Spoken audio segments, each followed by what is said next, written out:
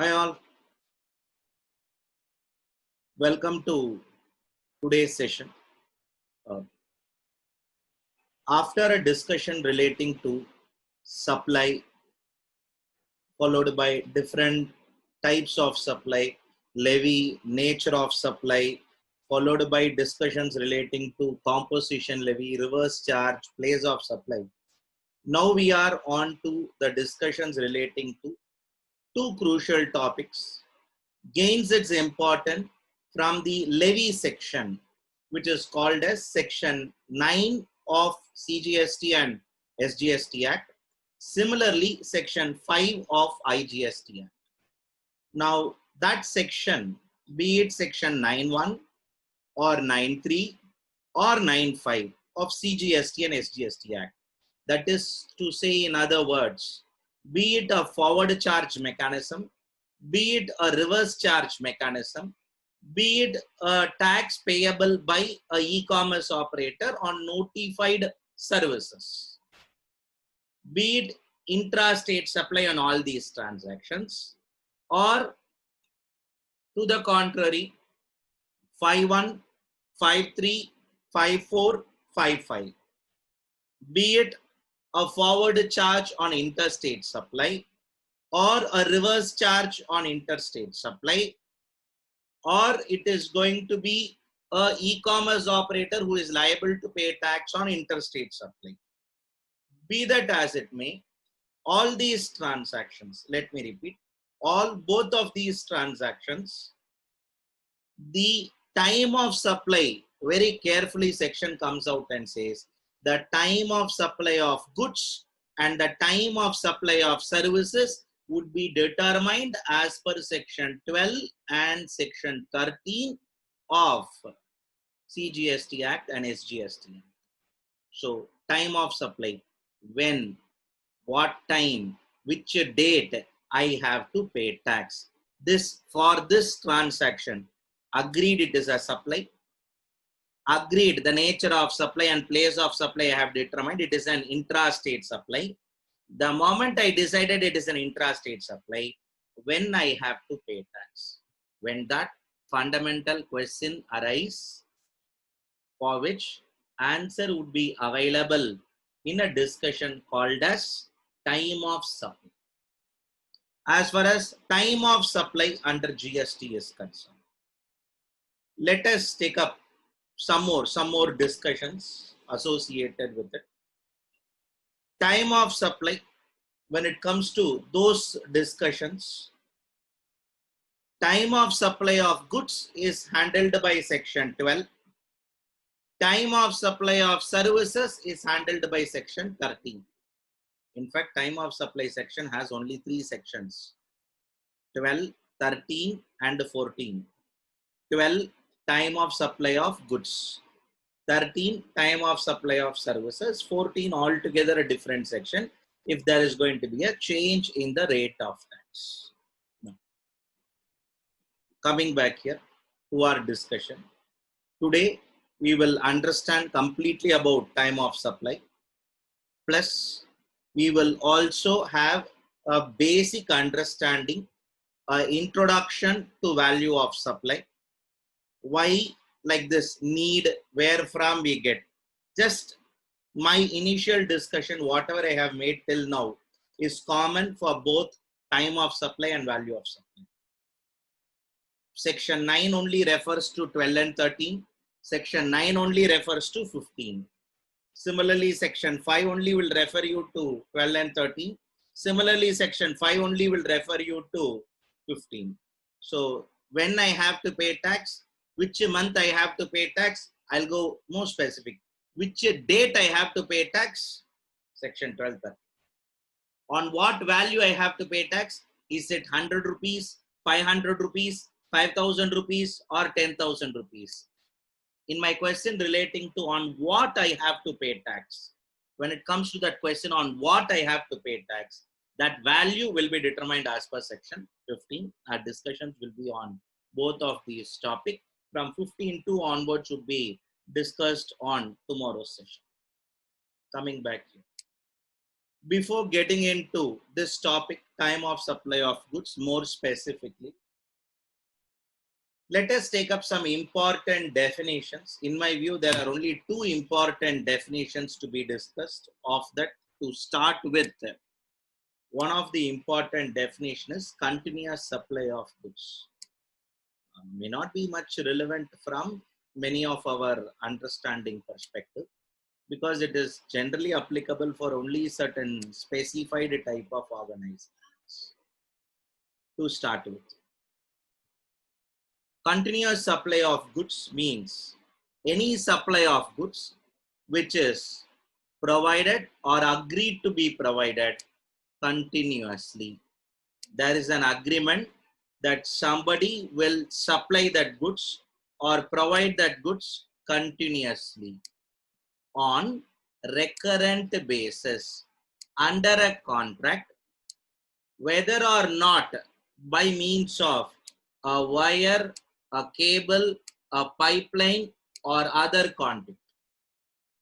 As simple as that, electricity supplied continuously by a electricity generating company to another company or to government or to another government, no doubt is a contract covered under continuous supply of service. Or it could be a company whose main work is to receive the offloaded crude oil at its point and supply that crude oil through pipe. Or it could be a situation where from one place I will extract the natural gas to through tubes. If I am going to sell all that to others, no doubt this activity would be covered under a continuous supply of goods category under a contract. When something is supplied continuously under a contract on recurrent basis, yes, followed by the supplier invoices the recipient on regular or periodical basis. Monthly, I will bill you 5 lakhs. However, in any month, if it is consumed more, I will bill you extra. If the discussion is going to go in this model, which I have highlighted, then no doubt the said activity would be covered under continuous supply of service. In my view, these are all the best examples that we can take it. This entry is very common among us, which we can come across many entries like this. Continuous supply of services means a supply of services which is provided or agreed to be provided continuously on recurrent basis under a contract for a period exceeding 3 months. Kindly make a note. Any service provided under a contract for a period more than 3 months would be treated as continuous supply of services, and it also includes any services notified, like any goods notified by government, any services notified by government. Leave the services that are going to be notified by government. As of now, government has not notified anything. It could be a repair and maintenance contract. It could be a construction contract. It could be a telephone postpaid billing contract, or it is going to be a works contract, or it is going to be a renting, leasing, licensing, any subscriptions for a period more than 3 months. No doubt that service would be treated as continuous supply of service. A doubt would come in lot of our mind. Why I have to know about continuous supply of goods and continuous supply of services? Reason is only one. In case of continuous supply of goods and continuous supply of services, you will not wait for completion of something. After completing service, you will not wait. After completing something, you will not wait. When it comes to continuous supply of goods or continuous supply of services, the moment after continuous supply of goods and continuous supply of services, definitely in the contract, there would be some logics. There would be some logic for the purpose of bringing in people.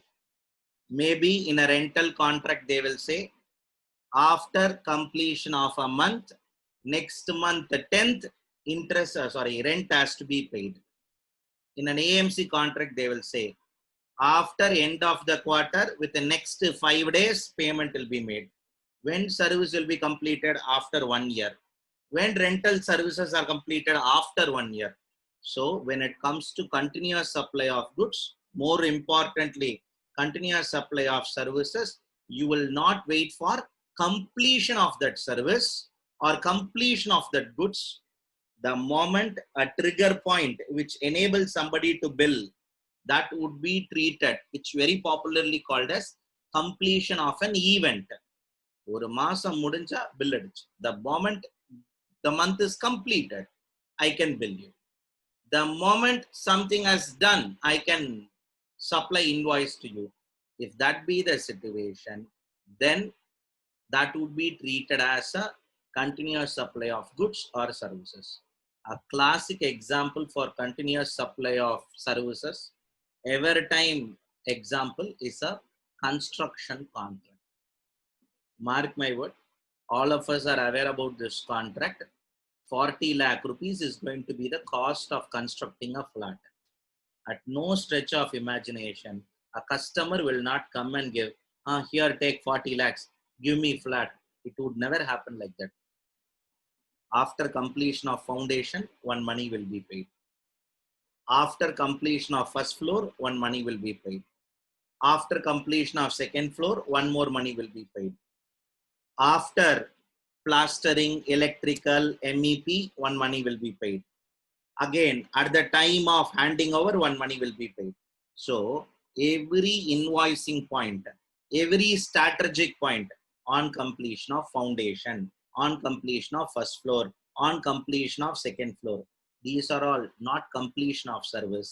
These are all completion of event, because that is a contract which is going to exceed for a period more than 3 months. Any contract which is going to exceed for a period more than 3 months, we will not wait for completion of service. Completion of event will be treated as completion of service. That is the most important point we are going to take away on the last 10 minutes discussion. Beyond that, nothing great here. Before we get into a further formal discussion on section 12, the most important section, let's understand how this section is defined, or let's understand the broader aspects of this section. To start with our discussion on this section,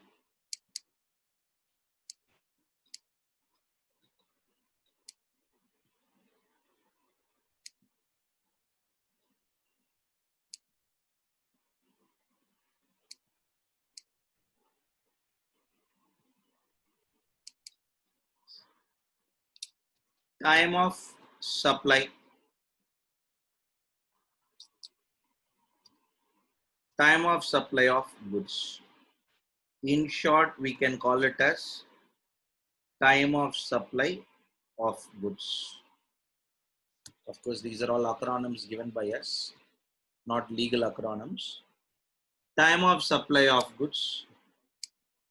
This time of supply of goods can be broadly categorized. Let me repeat, a very broader categorization can be broadly categorized into 5 different types. In fact, these are the 5 different types that would come here for the purpose of discussion. What are these 5 different types? When we go back and start our discussion associated with that, on that, to start with time of supply of goods,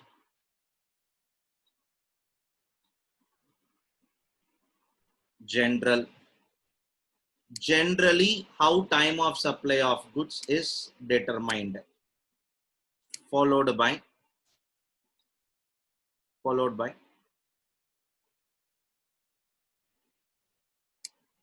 time of supply of goods in case of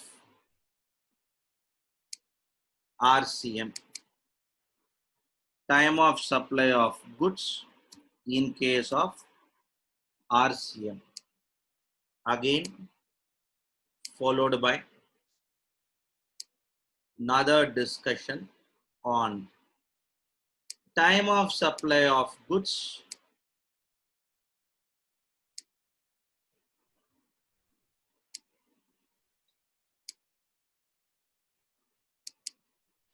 time of supply of goods in case of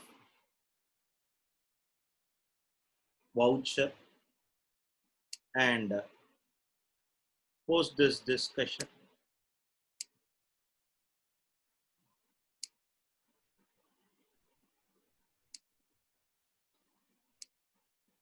time of supply of goods in case of voucher, post this discussion time of supply of goods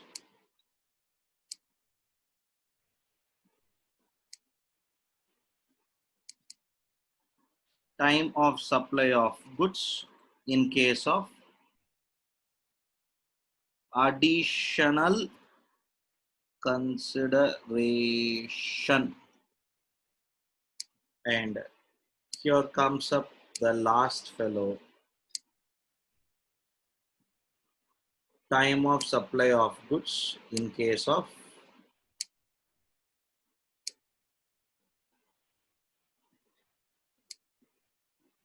others. Let me repeat. If the situation changes, everything change. These are the broader spec in which the whole section is defined, where there is going to be a time of supply of goods in case of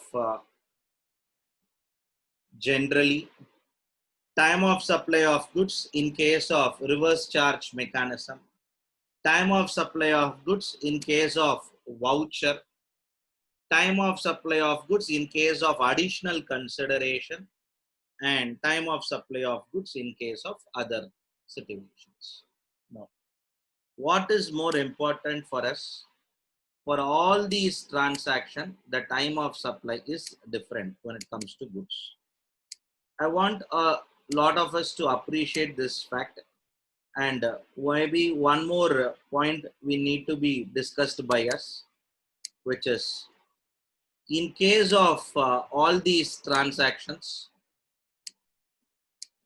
more or less in many situations, we would come across the goods discussion and the service discussions are almost matching. So if you could able to have a complete grip on this topic in section 12, time of supply of goods, I think the next topic which we would be taking, time of supply of services, would be lollipop. Coming back here, getting into time of supply of goods. Now, what do we mean by time of supply? Someone can have always this fundamental question. Time of supply means the time in which the supplier is liable to pay tax. At what point in time the supplier is liable to pay tax, that would be treated as time of supply. At what point in time the supplier is liable to pay tax, that would be treated as a time of supply of goods generally.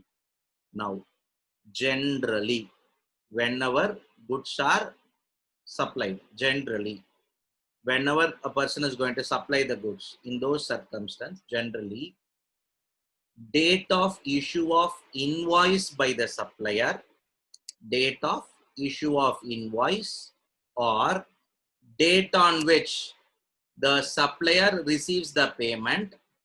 Of these two, whichever is earlier is going to be the time of supply. When it comes to goods, let me repeat it.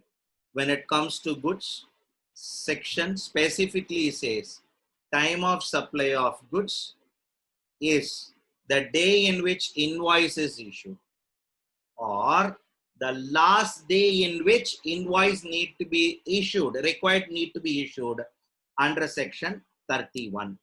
There is a statutory time limit for issuing invoices. Do I have a statutory time limit for issuing invoices? Yes. When we go to section 31, we will read it. That is documentation. However, I will reiterate it because this is a cross-reading required here. At the time of removal of goods, whenever goods are removed from factory, goods are removed from warehouse, goods are removed from any location, at the time of removal of goods, no doubt, the supplier has to issue a invoice. Sir, my goods are not required to be moved, or I'm going to install and give to somebody. When the goods are made available to the person, sometimes some tools, some tackles, some in-house made castings, many things are there. If those items are made in-house and it is given to the other person, the day in which it is made available, section 31 subsection 1 would come up with this time limit. The day in which let me repeat it again, date of invoice. Do I have any statutory time limit for issuing invoice? See, when it comes to services, a lot of us understand there is a statutory time limit. But when it comes to goods, only a few of us are aware about it. There is a time limit, statutory time limit for goods also, at the time of removal of goods, or that the time of goods are made available to the respective recipient. If that statutory time limit is there, within that invoice need to be raised. If invoice is not raised, the last day on which that invoice need to be raised. Statutory time limit. Date of invoice or date of receipt of payment, of these two, whichever is earlier. But something very interesting to notice, when GST was rolled out on 1/7/2017, and initially we had this provision, all the goods players, that is people who buy goods, sell goods, people who manufacture goods and sell goods, all those people who are all dealing in goods made a big hue and cry to the government. Government had no other option. First came up with a proposal during October in a different way, then scrapped that proposal and came up with a fresh proposal that, though, look at that wording, though section comes out and says you are liable to pay tax at the time of receipt of advance, but there is an exemption notification which comes and exempts any supplier of goods. Any supplier of goods other than section 10 supplier, which is composition levy person, is exempted from payment of tax on receipt of advance. A very specific exemption notification 66/2017 comes out and gives this exemption. After this day onwards, what is that day? 15/11/2017. After that day, if a person receive any advance for goods, is he liable to pay tax? When you go back to the section and read through it, the answer would be yes. At the time of receipt of advance, he has to pay tax. But however, an exemption notification will come out and say, when you receive advance, you are exempted from payment of tax. Kindly pay tax at the time of removal of goods or raising of invoice, which is at the time of sale of goods. So, because of the exemption, virtually the date of receipt of advance lost its importance. So today, when it comes to goods, from a practical understanding, whenever invoice is issued, whenever goods are removed, that day would be the time of supply. If a person receive advance for goods and if he is liable to tax under normal levy, section 9 or section 5 normal levy, then he is not bothered about his advances. However, if in case a composition dealer collects advance, no doubt he is liable to pay tax on those advances. As we have already discussed composition dealers, we all know those fellows are all small time players and they cannot get a big advance and all. Rarely, once in a blue moon, they'll get an advance. If in case they get an advance, maybe on the including the advance, they have to pay tax when it comes to their liability. Coming back here, the whole discussion will get revolved on this topic generally. Generally, date of invoice or date of receipt of advance payment by the supplier of this two, whichever is earlier. Because it is goods, because there is a special exemption notification, government has exempt. Maybe this question is a little academical. Let me repeat it. This question is little from an academic perspective, not from a today's practical perspective. Assume for a moment a person was receiving an advance on 14th August 2017, rupees 5 lakhs. And an invoice for that was issued on 1st September 2018. Our whole discussion is like this. Advance was received on 14th August 2017.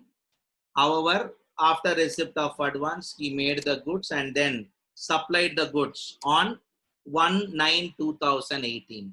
The question before you is, what is the time of supply?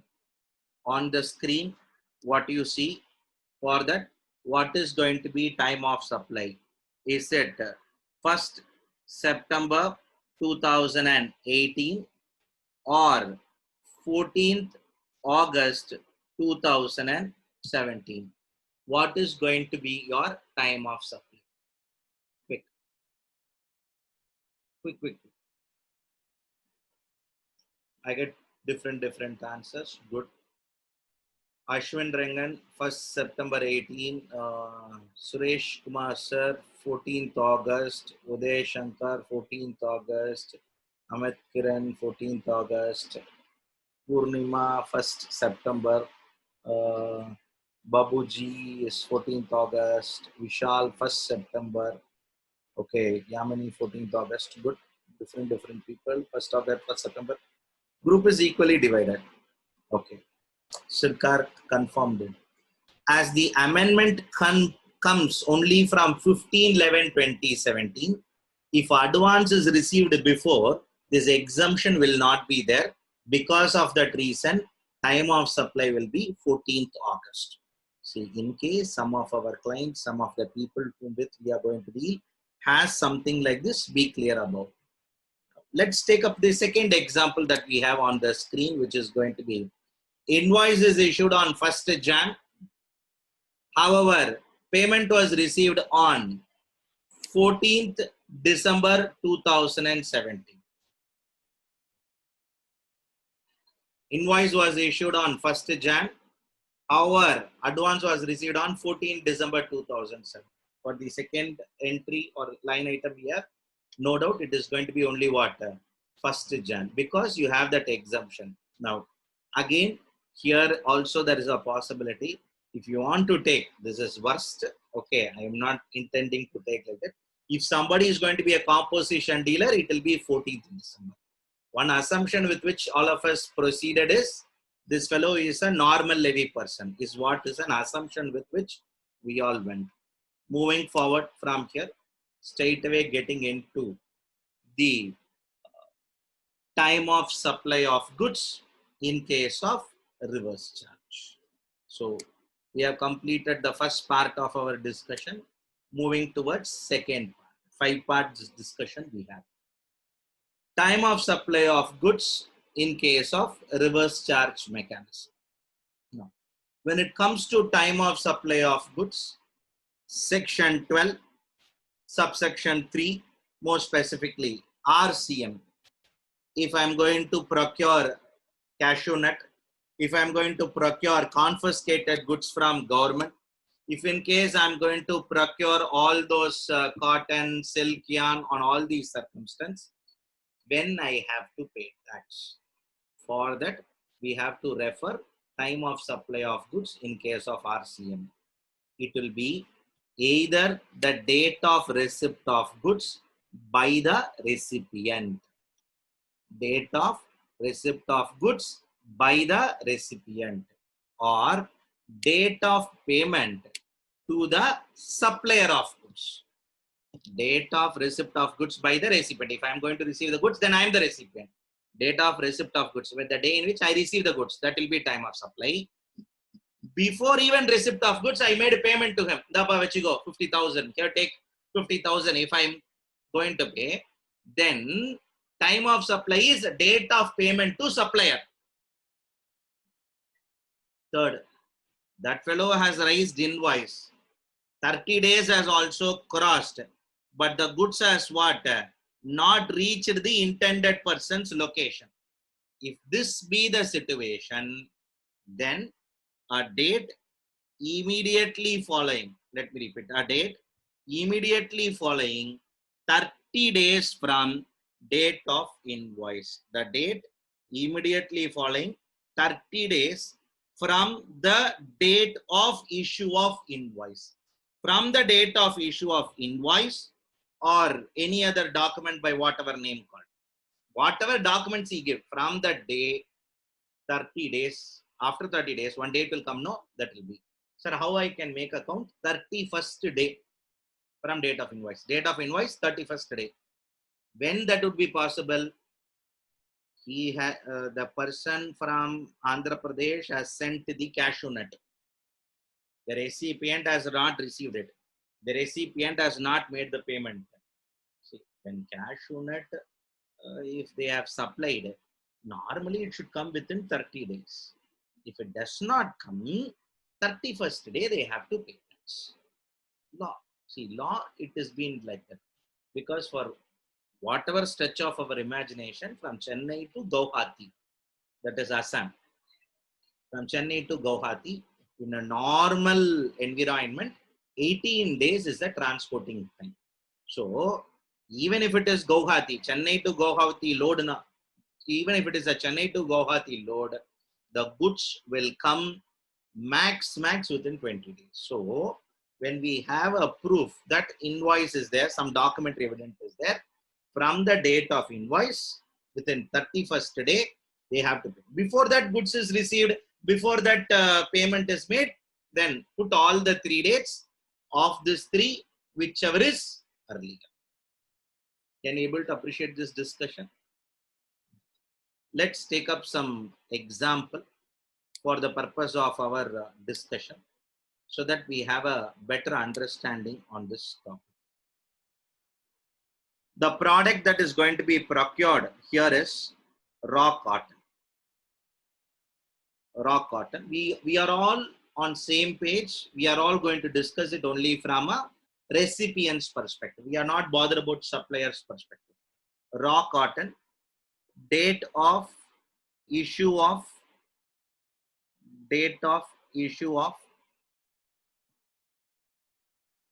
invoice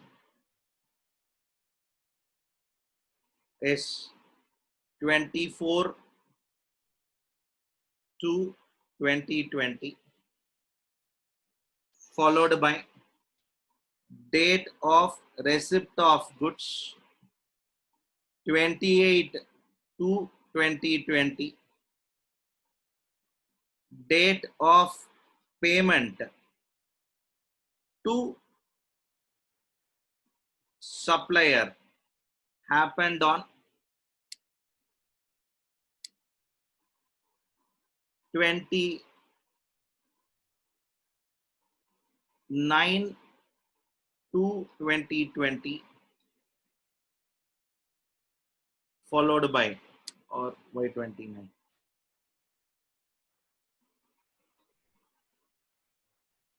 5/3/2020. Now, what is going to be our time of supply in case of reverse charge mechanism? The goods that are procured is raw cotton. Date of invoice. Date of invoice is 24/2/2020. Date of receipt of goods by the supplier is 28/2/2020. Then date of payment to the supplier happened on 5/3/2020. Date of receipt of goods 28/2 is, let's assume, from recipient's perspective. Yes. Question before us is, what is the time of supply? That's all. All of us are right. Beyond that, nothing. All of us are, all of you are all sharing your answer. All our answers are right. That's all. The day, we will put all the 3 dates. Date of receipt of goods 28. Date of payment is 5/3. 30 days immediately from date of invoice. Date of invoice is 24/2. From that day, 31st day, we have to arrive.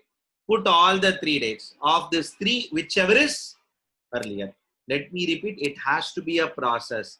30 days immediately from date of invoice. Put all the 3 dates and arrive it. That is how it has to be arrived when it comes to RCM. With maybe one more example, I will wind up the whole discussion on this topic, as a lot of us are got it right. And once again, we have to discuss it from services perspective. At that time, we'll go a little more deeper.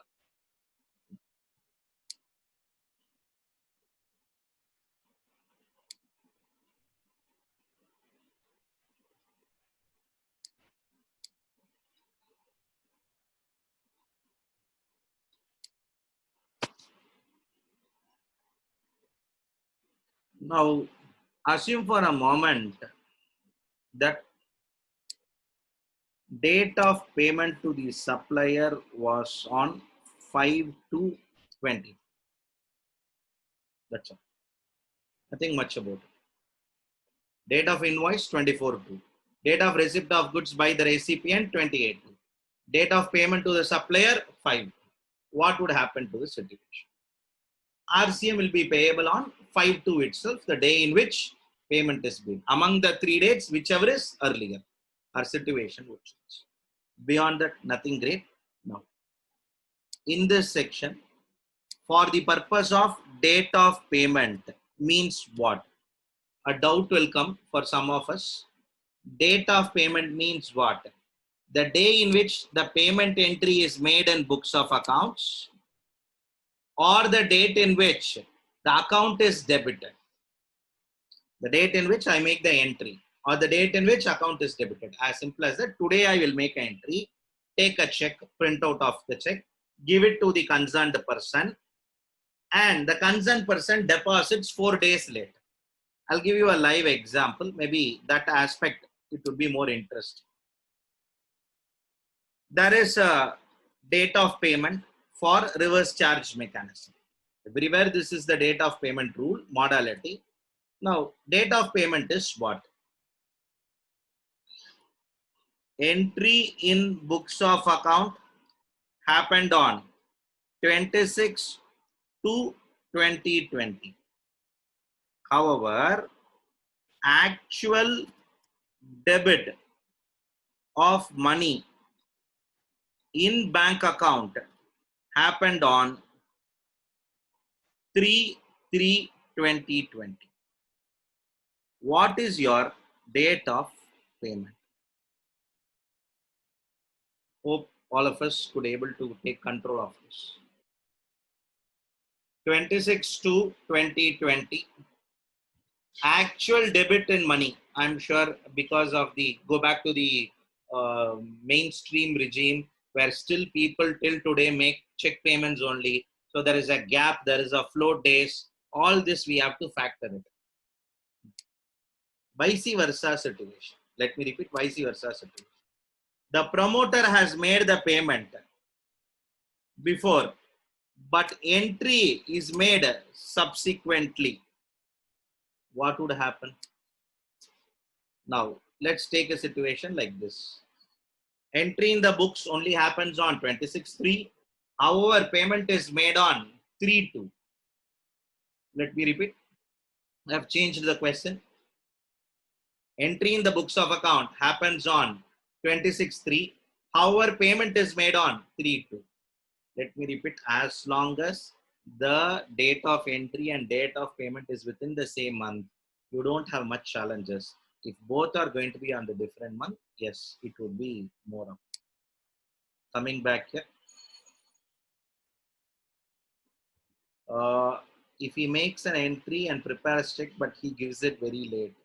Sir, in the books of accounts, if he makes an entry, then it would be treated as paid. The moment he writes a check, the date of check when he writes, no, that day, if he also pass an entry in the books of account, yes, it would be treated as paid. So, based on books of account only, this decision will be taken. Coming back here, getting into the third part of our discussion, voucher.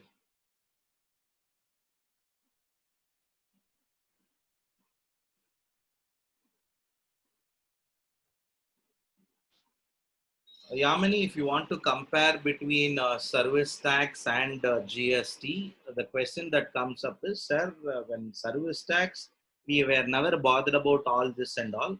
See, in service tax, people played left, right, center. On the mistakes, everyone learnt it. No, they should not do like this. So that is why you have all finer points are getting correct. A lot more finer points are yet to come when we go to service. Maybe on the next 3-part discussion, we will not have a very big change from a service perspective. But on the first and second part of our discussion, you will come across a clear change of discussions really. Coming back here quickly.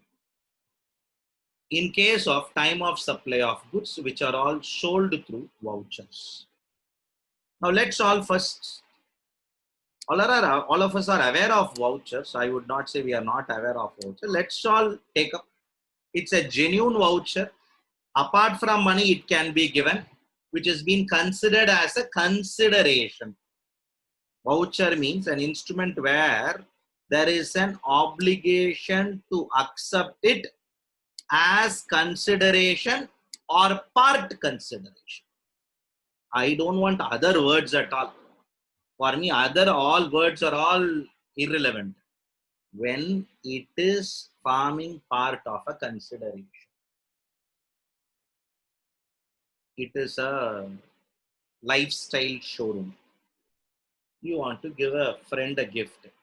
Instead of buying and giving some product which he may use, may not use, what you thought is buy and give him some 1000 rupees gift voucher.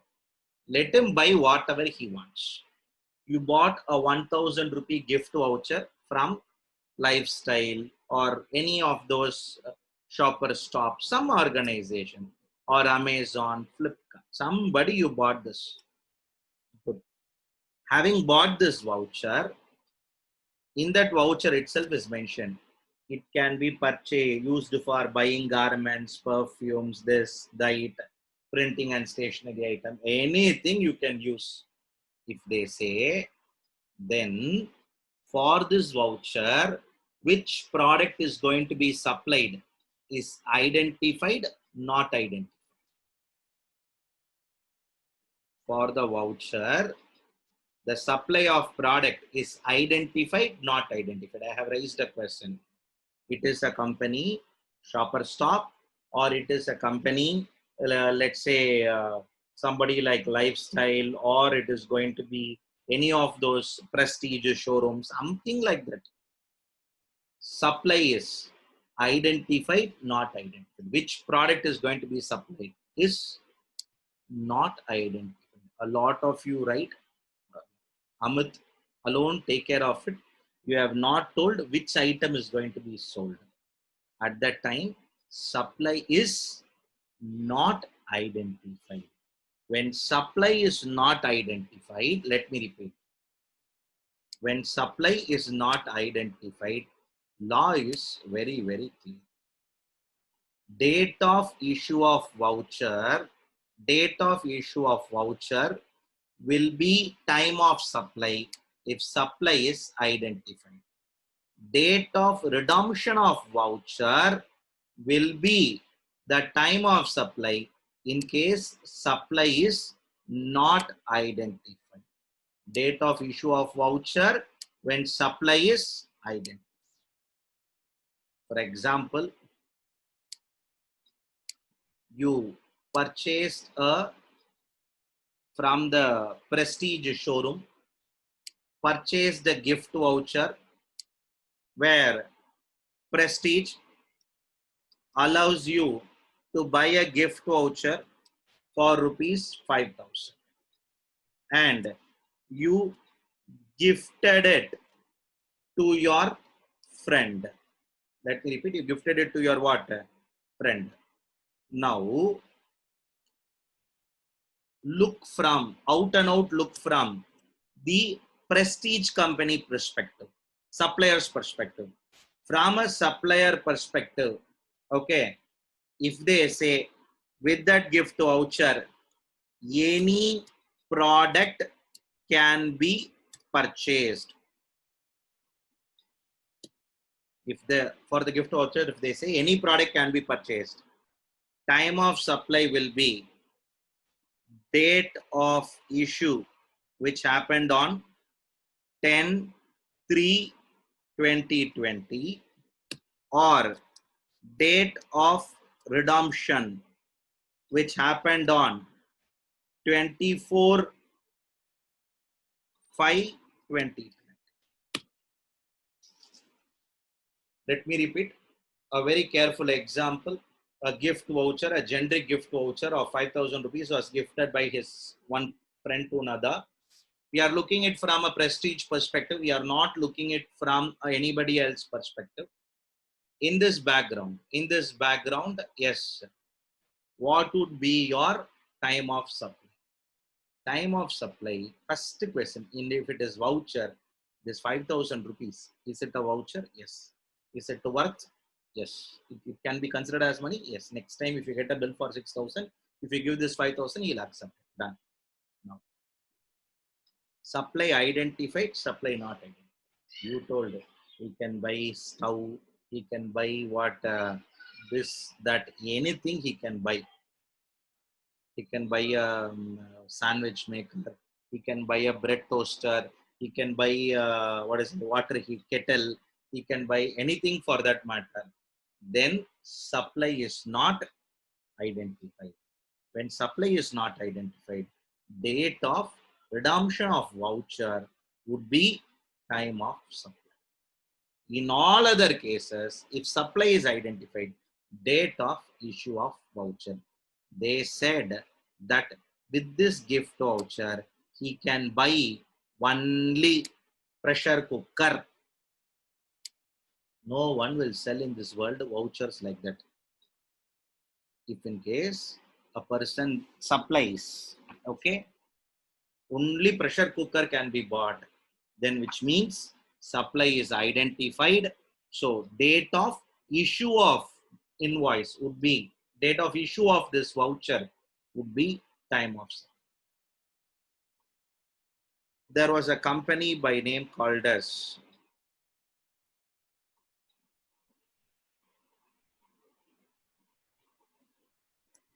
one minute.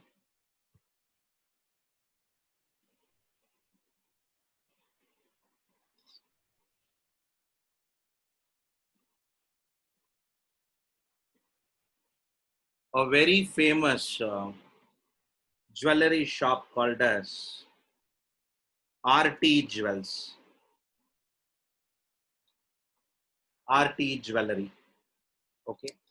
Now this RT Jewelry, okay, is into the business of buying and selling of gold related items. A gift voucher was sold for rupees 5,000. Okay. by the respective supplier to a person. That person has gifted it to his friend. Now, the question before you is date of issue. Date of issue of voucher was 10/1/2020 and date of redemption of the said voucher happened on 24/2/2020. Okay. All of us know in this RT jewelry, they sell only gold, gold related products, gold related chains, ring, this, that, and all. Now, my question here is what is going to be your time of supply? Yes.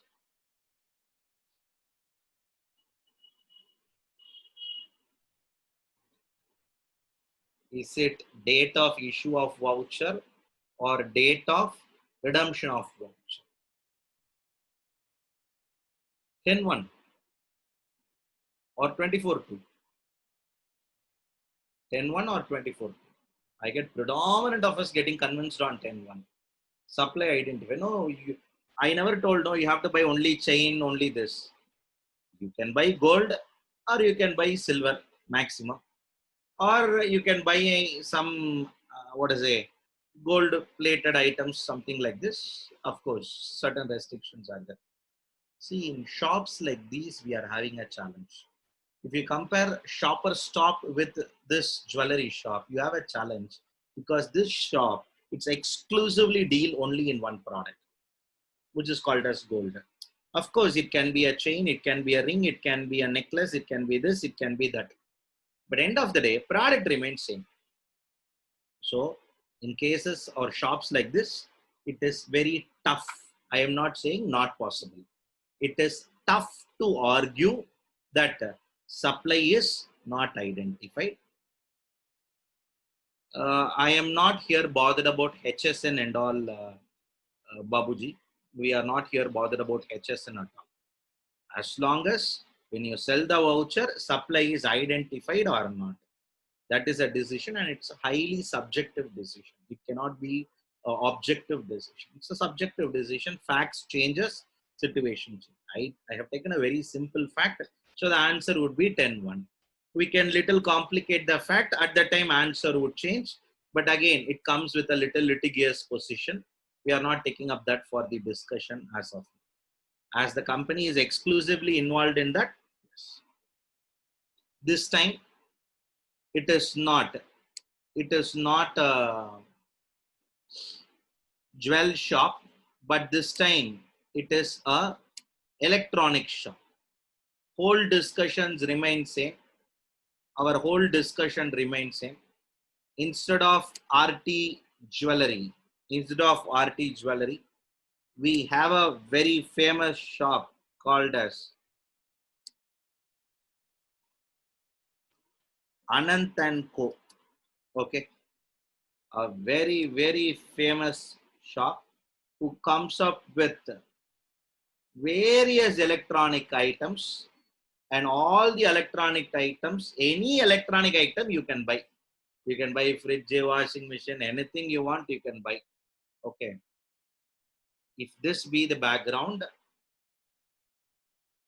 date of invoice or date of redemption. That's where you all are onto the same boat. I'm agreeing with all of you. 24/2. Now here electronic item, no, see, again problem is different here. Different item, different rate of tax. That's what it situation to situation it would change here. Time of supply will be the date of redemption of it. Lifestyle issue a voucher stating that buy for rupees 2000 or above get 500 off. Vishal, that is a discount. That is an offer. That is a discount. We are not talking of that. That is not voucher. Voucher is something you carry along with you. Sometimes it's in physical form. Sometimes it is in numerical numbers, private codes that are all shared. Done. Moving forward from voucher, getting into last two discussions. First of that is going to be additional consideration. In case of additional consideration, points for our discussion. Value of one. In case of additional consideration, our discussion goes like this. Addition in value by way of either an interest, a late fee, a penalty is received. The date on which supplier receives such addition in value. See, sometimes it happens where they collect certain money extra. Sometimes they collect certain things extra. So in those circumstances, yes, take a situation. A credit note will be issued. Sorry, a credit invoice will be issued. They will supply goods. They'll say 10,000 rupees, and further they would again come out and say, if you pay within 30 days, you have to pay 10,000. If there is any delay, you are liable for a penalty of 100 rupees, 500 rupees, or an interest at the rate of 2%. These are all additional consideration for supply. It could be a late fee, it could be a penalty, it could be interest, or it could be any deduction charges, this, that, and all. Addition in value by way of, let me repeat, it is going to be by way of interest, late fee, penalty. For all these circumstances, time of supply will be the day in which supplier receives such addition in value. The day in which he receives that addition, that day will be the time of supply. So in our discussion, let's take up a situation. A credit note invoice. Sorry, credit note invoice. A credit invoice.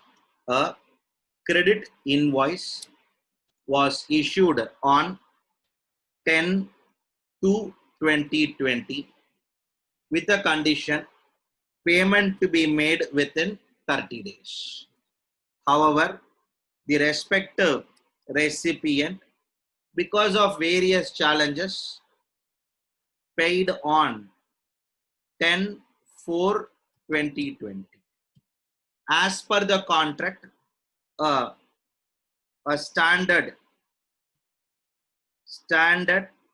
late fee of rupees 750 was collected. Okay. For this collection, we call it as a debit note. Let me repeat. When we go to documentation, you will know. A debit note was issued by supplier on 15/4/2020. However, a debit note was issued by the supplier on 15/4/2020. However, the recipient has paid the late fee on 15/5/2020.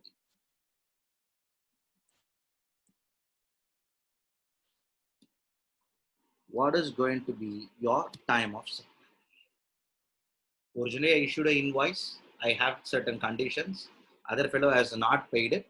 Subsequently, I asked him to. See, in business, many times it happens. Sometimes goods are sold on returnable containers. There is a model called as sale of goods on returnable containers.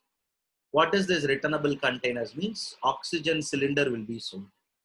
The hospital is buying only the oxygen, not the cylinder, which are all used for this artificial inhaling. No? So now at that time, I have to return the cylinder within 15 days. If I don't return, every day of delay, 100 rupees I have to pay. Now, the question before us is, that is a penalty. That is the additional consideration. When I will know, first of all, he should not return me within 15 days. Then only that 100 days will know. Now, for which subsequently I will issue him a debit note. For which, if it is an additional consideration, the day in which supplier receive such addition in value, receive the payment. In the given case, invoice was 10-2. He has to pay within 30 days, which means technically 10-3. However, 10-3 or 11-3, leave it, don't forget it. He has to pay within 10-3. However, he paid only on 10-4. Because he paid 10-4, a late fee of 750 is collected. How to collect that late fee? One document we have to issue now. A 750 rupee late fee was issued by way of debit note on 15-4. That was received on 15-5. Payment actually was received on 15-5. Your time of supply will be 15-5. Prakash B, kindly take care. But for Prakash, I'm sure all of us are aware. Very simple. In case of additional consideration means it can be an interest, a late fee, penalty, which is again forming part of your original supply, original value. Then in case of that, it would be less. There is a situation that it is not covered under forward charge. It is not covered under reverse charge. It is not a transaction covered by voucher or additional consideration. Then what it is? Others. What is this others? I cannot understand. So government will write like that only, others. In other situation. In a situation, it is not forward charge. Forward charge means you will have invoice, it is covered. Reverse charge means again recipient will raise invoice, document, e-pay tax. Voucher, you have a document. Again, additional consideration, you have a document. Without a document, if somebody has sold goods, which is illegal, on all illegal transactions, how time of supply will be determined? Due date for filing that periodical return or the day in which they pay tax. Due date for filing the periodical return or the day in which they paid tax, any of those dates. It's not this and this or that, whichever is earlier, any date. We found the fraud in the month of August. August return filing due date. August 2019, we found this fraud. What is the due date for August filing return on this date? That would be time of supply. Other party has accepted, yes, in August we did the fraud, here we will pay tax. Then the day in which he paid tax, that becomes time of supply. If that date is available, that date. Otherwise, the day in which they pay tax, that date. Of these two, that would decide your time of supply. When it comes to others category, if we quickly refresh our discussion, we have discussed about 5 different situations, and all those 5 different situations has just taught us how time of supply is going to be changed. Time of supply generally will be date of invoice or date of receipt of advance. Of these two, whichever is earlier. However, for goods there is an exemption, so date of invoice will be time of supply. In case of reverse charge, date of receipt of goods, date of payment to the supplier, or 30 days immediately after date of invoice. Of these 3, whichever is earlier. In case of vouchers, organizations sell vouchers, collect money, put it in their galla. Somebody else will come, give the voucher, don't pay money, take away the goods. At the time of selling the voucher, you know what product is going to be sold. Then time of supply is the date of issue of voucher. At the time of redemption only, you know what he is going to buy. Then goods are not identified. Time of supply for voucher is date of redemption. In the general category, there is a possibility of getting some small extra money for this thing, that thing, testing charges, freight, this, that, and all. In case of additional consideration, date of receipt of additional consideration is time of supply. Generally, these additional consideration are contractual obligations. Contractual obligation means certain faith both of us will have. You will do this, I will do that. Based on that, it will revolve. Those are those aspects. Followed by, if something is not covered by all these 3, covered by the other category, exceptional category. A company from its factory has removed 10,000 sanitizers without invoice. Is it possible? Possible. He decided to do a fraud. Then how he will do? He will do like this only. The lorry also left the factory. 15 kilometers lorry went. Officers were silently waiting. Let the lorry go, reach a particular destination.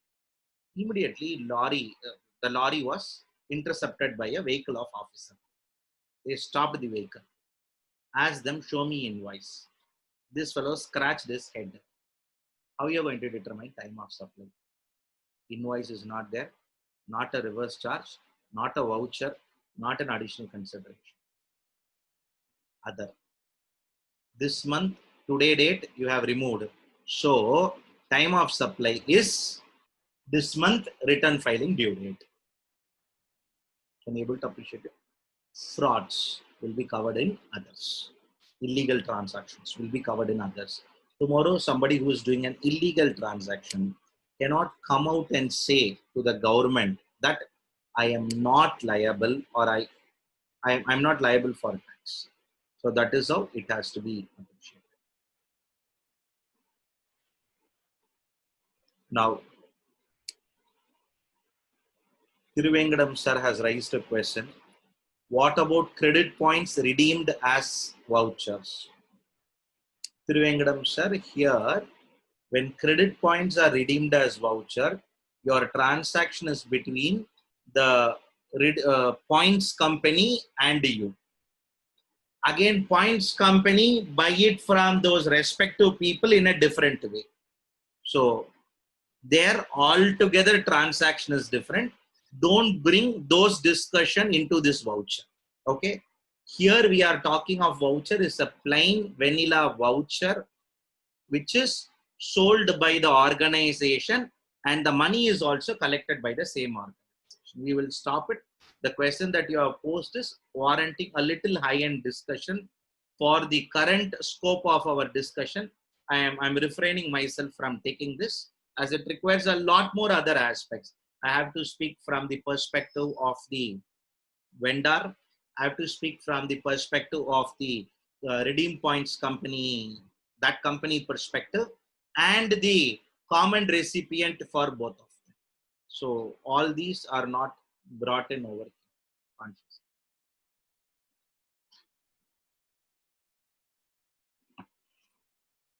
In case of retail electronic shop, they sell without any document. How this is being regulated in GST?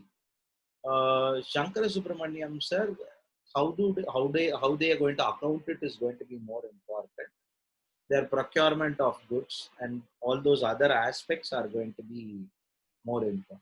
I do agree with you. A lot of electrical, when it comes to aviation itself, first will be steel, next will be wood, third will be electrical. Yeah. After that, only electronics. Electronics, everybody claims credit. So because of that reason, all this computer, this, that, and all. Electrical, big time consumer industry. So we have that challenge. It is there. Government, stock, sudden inspection, various aspects. Last year records, counterparty verification, many methods are there. Which method government is going to use for which assessee, that alone decides how it will proceed. Coming back here, this is our conclusion relating to time of supply of goods. Moving forward towards our next part of our discussion, time of supply of services. In case of time of supply of services, almost major points I have discussed earlier. I have only small points to discuss over here, which are all fine points to take it up over this. In case of time of supply of services, as usual, the idea is to determine the liability to pay tax, when I have to pay tax. So even in case of services, 5 aspects: time of supply of service general, time of supply of service in case of reverse charge, time of supply of service in case of voucher, time of supply of service in case of additional consideration, time of supply of service in case of your, what is a other consideration. Maybe if we go back to our whiteboard discussions, if you all allow me, what I would do is do it very simply. Time of supply of service, time of supply of service. Coming back again here, time of supply of service, general. Again here, time of supply of service, RCM. Again here, time of supply of service, voucher. Again here, time of supply of service, additional consideration. Here, time of supply of service.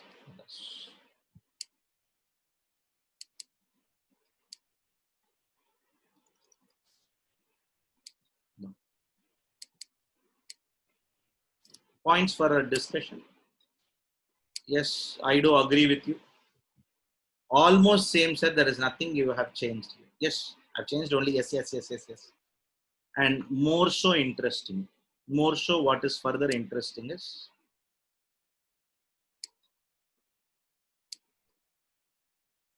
this is same as time of supply of. Let me repeat.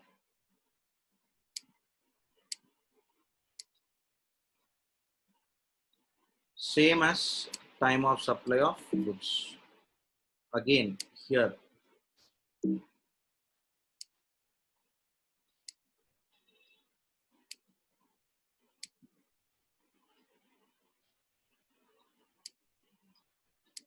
This is the one. Again, these two.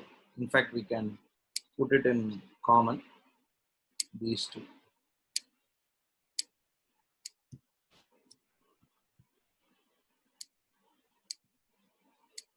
Same as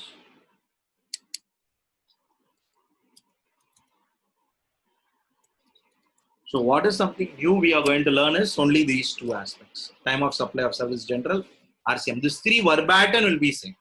In fact, we can first close that and also come. Nothing, no harm. Verbatim it is same. Absolutely it is same. Nothing new we have in terms of its discussion. Everything remains. Now coming back here, moving forward towards our discussion on services. Quickly.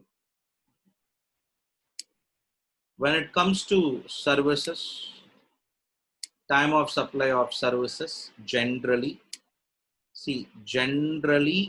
time of supply of services, making a very strong assumption that invoices issued within the time prescribed. Time of supply of service, assuming if invoices issued within the time prescribed. What do we mean by invoices issued within the time prescribed? What are we discussing about invoice issued within the time prescribed? What do we mean by invoices issued within the time prescribed? When we go, there is a statutory time limit.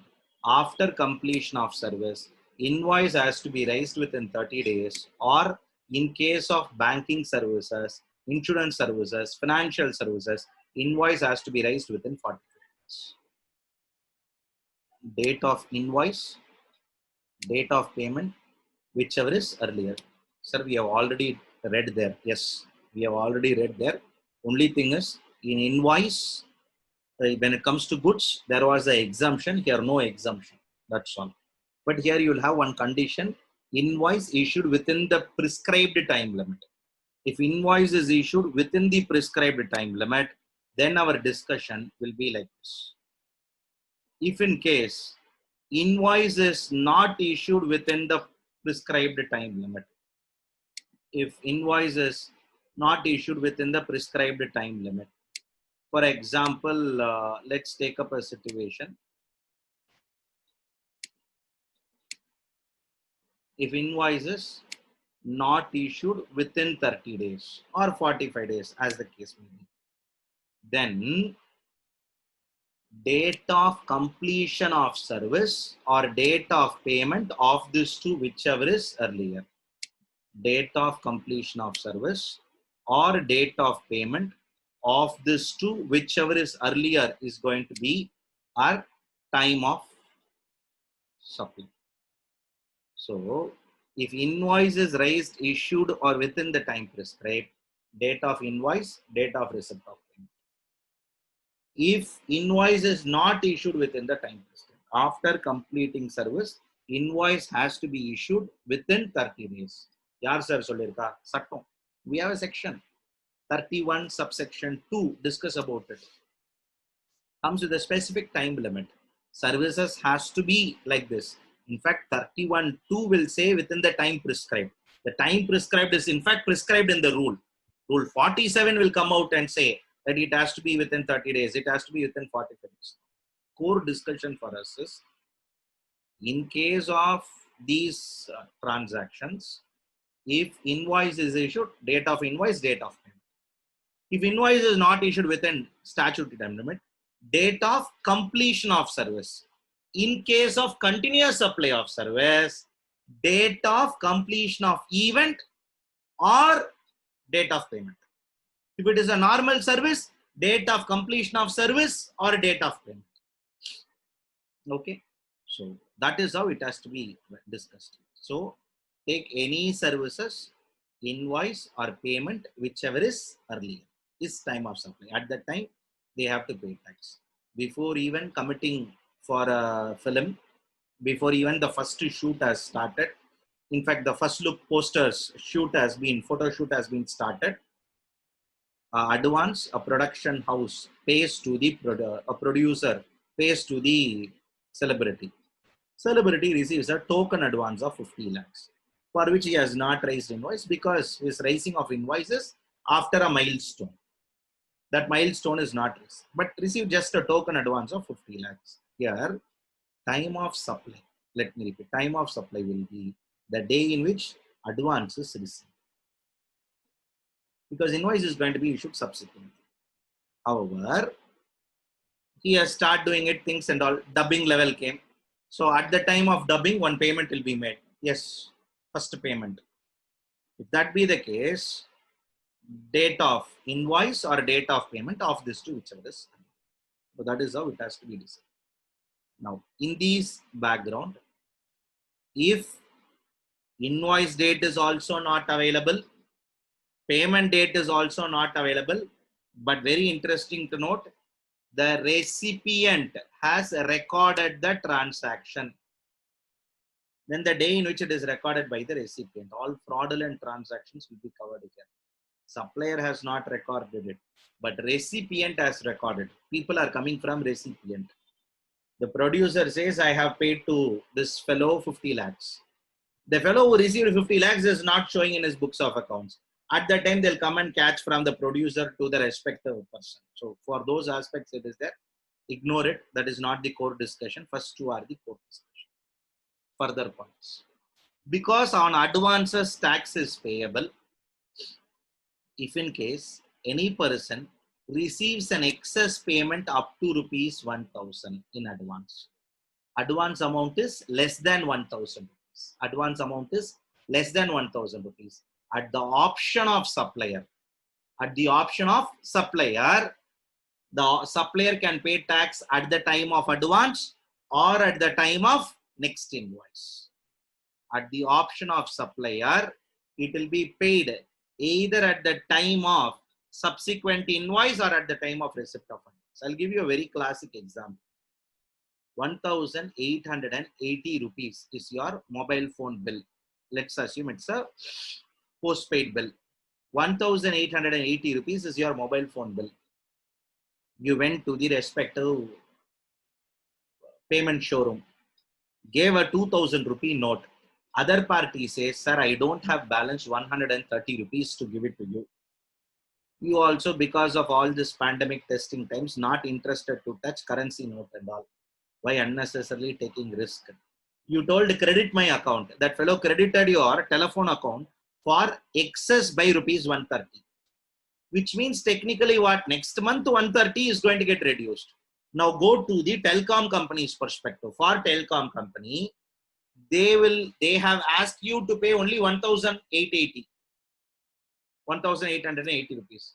But you paid 130 rupees extra. Now on this 130 rupees, telecom company has two options. Because they received advance in this month itself, they can pay tax in this month.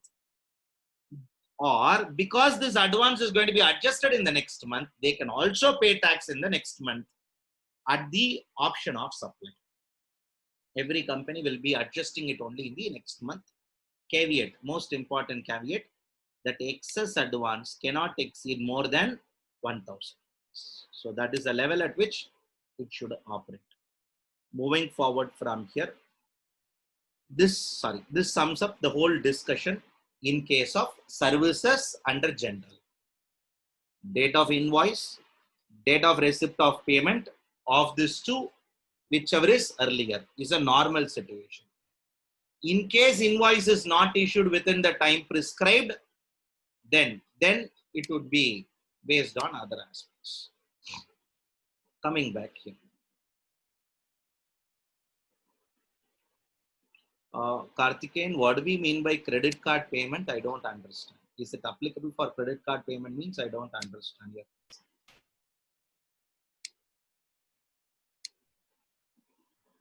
Coming back here.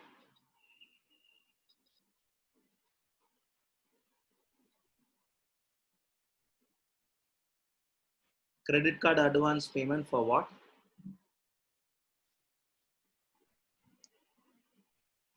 Credit card advance payment, I don't understand. Credit card is something like a payment facility you have. Beyond that, what you have here? What is the charm here? I don't understand that. Can you be brief on your question?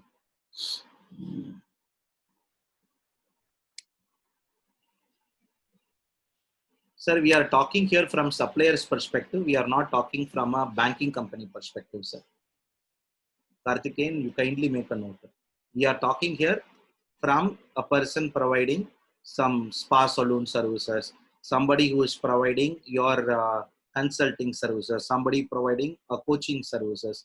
From those people perspective, we are talking. We are not talking from a credit card company. Credit card company allows you to use a limit which is given to you. Okay. And for that, if in case payment is not made, he'll collect some money, default and all. That is the day of default. That will be time of supply. That's how it goes.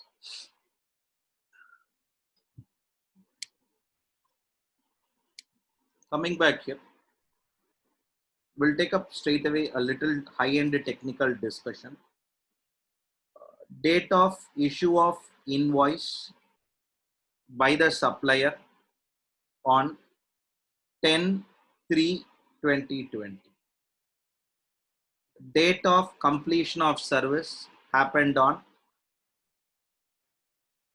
15/2/2020. Date of payment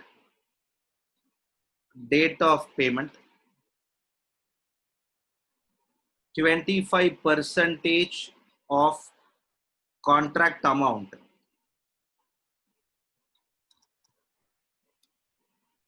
25% of contract amount was paid on 10/1/2020 and 50% of the amount was paid on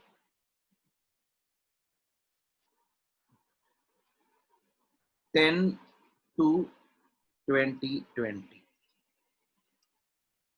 The contract amount is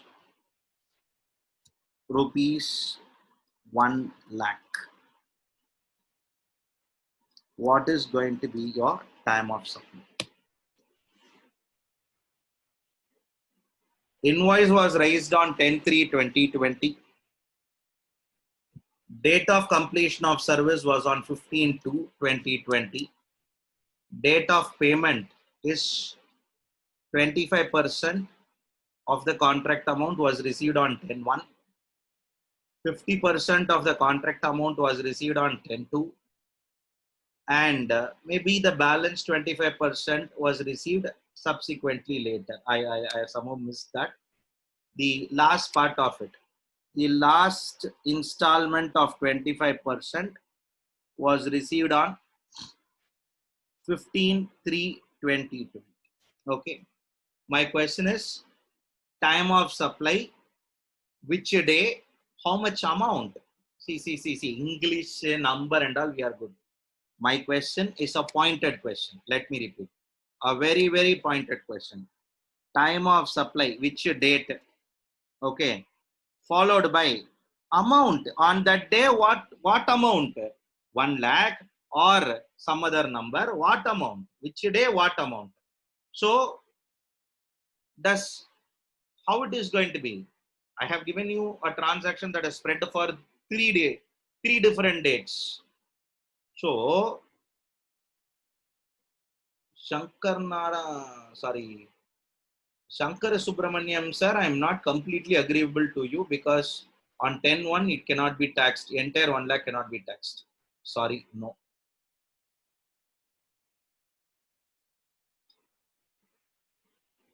10/3 agreed, but on 10/3 how much? I want numbers. Srinivasa Raghavan sir, 25,000. Okay. On which day?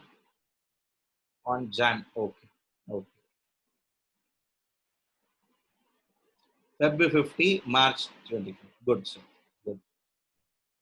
Vasant 10/1, 25,000. Okay. Now, why we are not progressing beyond 10/1? What happened to February? What happened to March?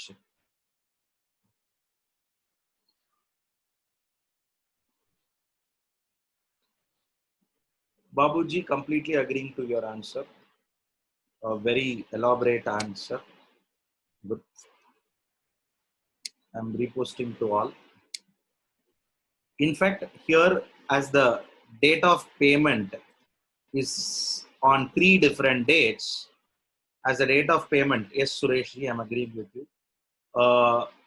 Date of payment is going to be 3 different dates, then the amount will also be splitted like that. That's all. Beyond that, nothing. So it should strike to us. The more the number of payments, the more the number of due dates that will be there for the purpose of payment, and it has to be accordingly done.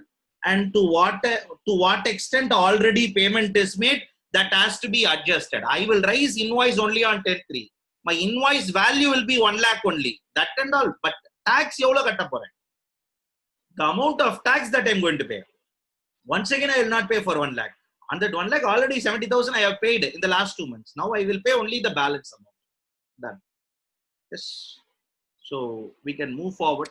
This is the only high-end discussion, an exceptional discussion. Apart from this, there are some more discussions that I'm not taking up for various reasons.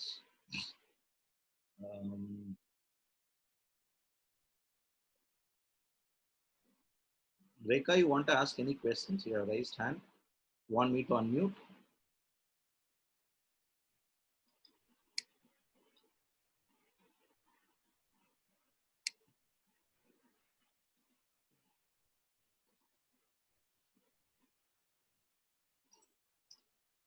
CA finalized statutory audit by 23/8. Files with ROC on 30. One minute, Rekha. I'm having a question by Nandakumar sir. CA finalized the statutory audit by 23/8. Finalized ROC on 39. And on 30/10, it does a transfer pricing audit. Transfer pricing on 30/11. Prepares the invoice for all the services on 30/12. And pay the tax on 4/1.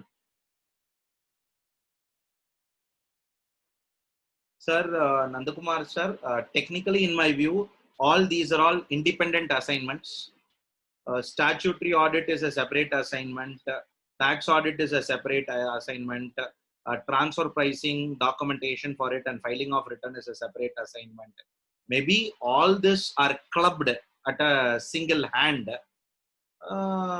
receives payment in the next April. Okay, okay, I understood. This Jan, okay, followed by April. In my view, all these are all independent assignments. Independent assignments. So has to be raised independently. Completion of service has to be looked into independently. A statutory audit completion gets over once the AGM is concluded and the respective balance sheet is accepted by the shareholders. So it depends.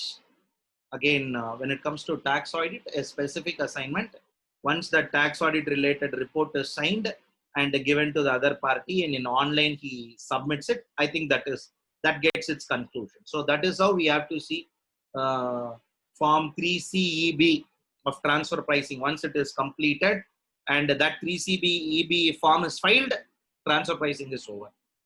So different due dates cannot be merged. It's not a pocket service. May be done by a same person, but law does not assumes that all has to be done by a same person. And I personally believe all entire money cannot come as audit fee. Something is consultancy, something is tax audit fee, something is statutory audit fee. That breakup may be warranted at a respective chart accountant level. Coming back here, time of supply of services in case of reverse charge.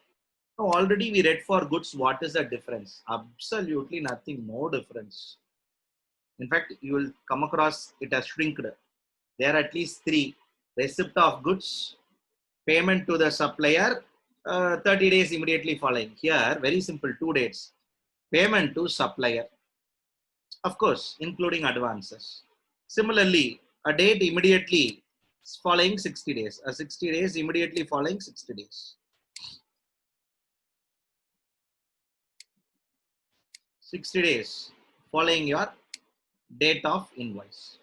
After invoice is issued within next 60 days. Of these two, whichever is earlier is going to be time of supply in case of reverse charge. So it could be sponsorship services. It could be advocate services. It could be GTA. It could be any of those import of services, whatever be the services. Date of payment to them, or from the invoice within next 60 days, 61st day from date of invoice. Of these two, whichever is earlier. See, there would be possibilities. As per my contract itself, I will not pay him for a period of 60 days. I have come across certain contracts like this. It could be a software company. That software company, because it is a private limited and it engages some of the small time vendors, transporters, for transporting people through cab. This company collects, ask the respective person to raise invoice. April month invoice will be raised by the person by month end. It will be received by the other party. 2 months later only they will make payment. After 2 months means May will be over, June will be over, July 15th, the first lot only the payment will be granted to him. If you carefully go by the transaction, his invoice dated is 30th of April. From 30th April to 15th July, you cross by this time of 60 days. See, no doubt the company paid when at the time of payment, the company paid. But from a little specifically applying the law, or from very crucially checking this transaction, when it crosses that 60 days, automatically your liability triggers. Holding company, parent company has issued an invoice for royalty or for technical know-how, something for which payment need to be made. You told your holding company, this month cash flow and all tight here, next month I will pay. That fellow also told. Next month again this month corona pandemic, this that the cash flow tight, I will pay next month. That fellow, because he is also suffering there. Okay. Then third month came. Now this month I will not pay.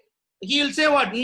Law does not say 61st day on the royalty invoice, GST is paid. Done. So points for a discussion. I am talking of a collaborator from foreign Somebody is providing service. If it is holding company, subsidiary company, one more point to discuss. I'll come to that later. Import of service itself, this is the fate. An advocate, you have engaged an advocate. Advocate has completed the argument. Everything is over. He has in fact raised a bill. But unfortunately, hearing happened on 15th of March. Court closed on 19th March. After that, he is not getting order. Sir, all work over, sir. Only order has to come. What we have agreed. After order only, we will make payment. Okay, done. But that fellow, what he did, on 19th of March, issued an invoice to you. You also received it. The matters relating to that year, you accounted it. 19th March, payment is not made till today. 19th March, 18th April, followed by again 18th May. In fact, prior to that itself will come because 61 days. Here I am taking a month calculation, which is wrong. Just for our oral discussion, I am taking. Now, this fellow is not made payment till today. Then think. As of August, as of September, he has not made payment. Then, no doubt, 61st day, he is lying. Law operates on that direction. Date of receipt of payment or date of 61st day from time of 61st day from date of invoice. Of these two, whichever is early in case of services. Now, in case if the holding company and subsidiary company are associated enterprise, in case you're going to be an associated enterprise, like holding company, subsidiary company. Holding company, subsidiary company is an example. Actually, section 92 capital A of Income Tax Act will discuss about what is an associated enterprise. In case of associated enterprise, let me repeat, in case of associated enterprise, date of entry in the books or date of payment. I'll go back to the same example from foreign country. For the usage of the brand, the parent company is going to collect some royalty.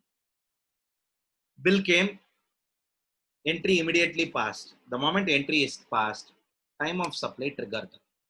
Whether you pay to your company or not, the moment entry is passed, time of supply triggered. Under import of service, they are liable to pay tax under reverse charge.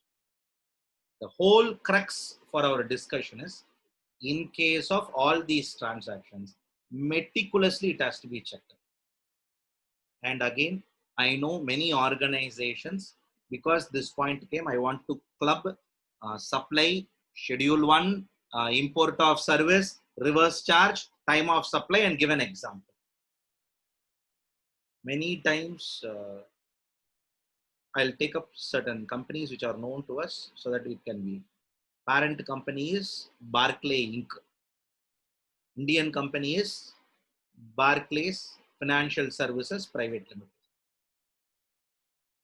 Barclay name belong to Indian company. No subsidiary I am allowed. Barclay is a registered brand in US. Then, is it not an import of service by a parent to a subsidiary without consideration? Will it not be covered by our schedule 1? Again, any transactions between related person for the furtherance of business, is it not a deemed supply? Again, go back there, cover it with it. The moment you make an entry, it would be leviable to GST. In case of organizations like this, we have to thoroughly study what activities you do. Sometimes what happens is, on behalf of Indian company, parent company pays some money, some of the software licenses. Let me repeat it. Today, what I speak might be not relevant to some of us. Very soon this will happen. Someone will come and sit next to you and ask you to explain your Indian process. Okay, for that you want this licenses. You have 10,000 seats here. So 10,000 license you should have. But in India, you have only 5,000 license. No. My parent company bought 5,000 license and gave to me. These are all transactions which has to be carefully structured, at least for this. In any case, why I want to highlight this, we have so much. In case of associated enterprise, any entry made in the recipient's books, the moment entry is made, time of supply triggers. No, I paid him dollars later, you pay him dollars, you pay him euro, you pay him pound later. The moment entry made, yes, it would be treated as time of supply. This logic is applicable only in case of associated enterprise. That too, when supplier of service is located outside India. As simple as that, you work for your foreign parent. You are a wholly owned subsidiary of a foreign company. Yes, it would be applicable. Coming back here. In case of voucher, same logic. If supply is identified, issue of voucher. Supply is not identified, redemption of voucher. In case of additional consideration, like if you don't pay a telephone bill within the time prescribed, then they will collect some extra 50 rupees, 100 rupees as penalty. All are treated as addition in your value of consideration. The day in which they receive the consideration, that would be time of supply.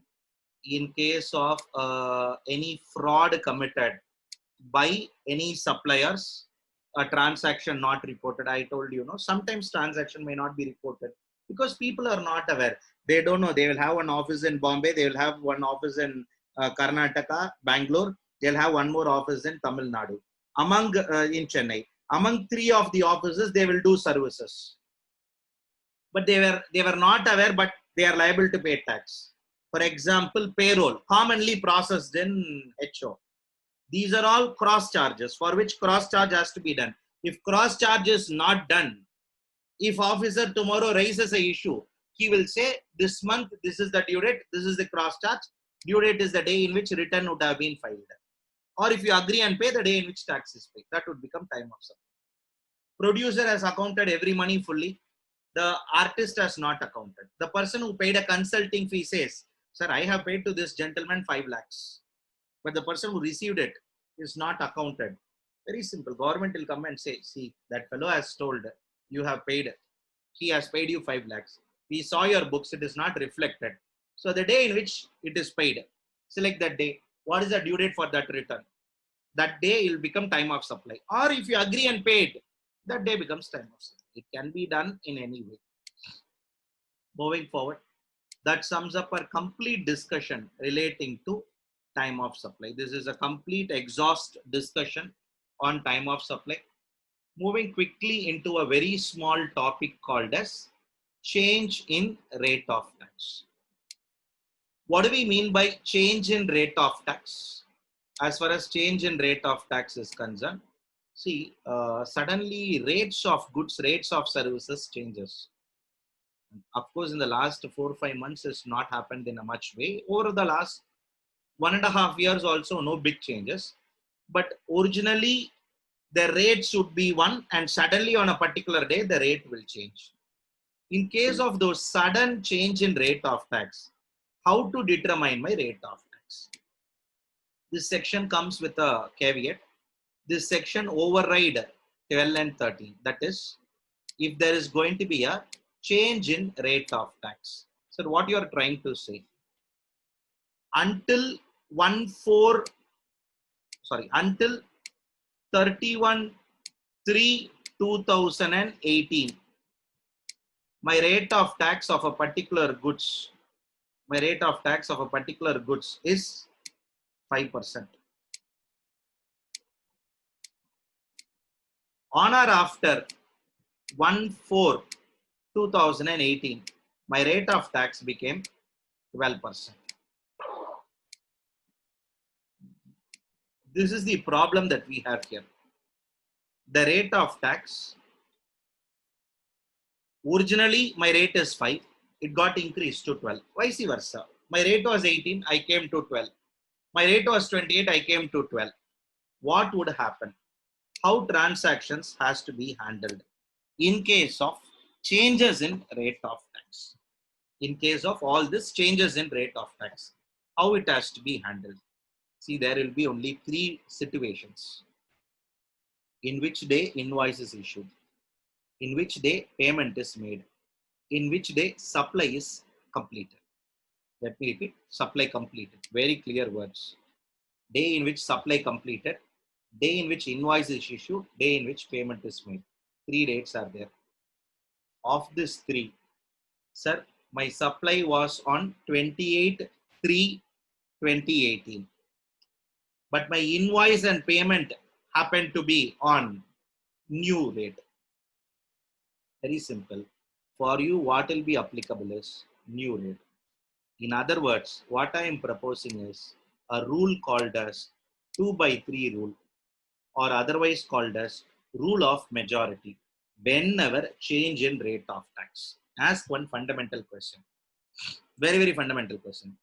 3 things. Which day you invoiced? Which day you received payment? Which day you completed your supply? Of these 3, where 2 comes? Supply before, invoice before, payment after. Old rate. Yes, come on. Supply before, payment before, invoice after, then old rate. 2 things before old rate. Invoice I raised, but supply and payment after, new rate. Invoice and payment I did, but supply after, old rate. Payment I received, but supply and invoice after. Preferably in this condition and this condition, you will contradict 12 and 30. You will contradict. Because the section is worded like that. You have to contradict because this section is a superior section. 2/3 rule. I am not pressing much on this topic. This would be applicable only in circumstance where there is going to be a change in rate of tax.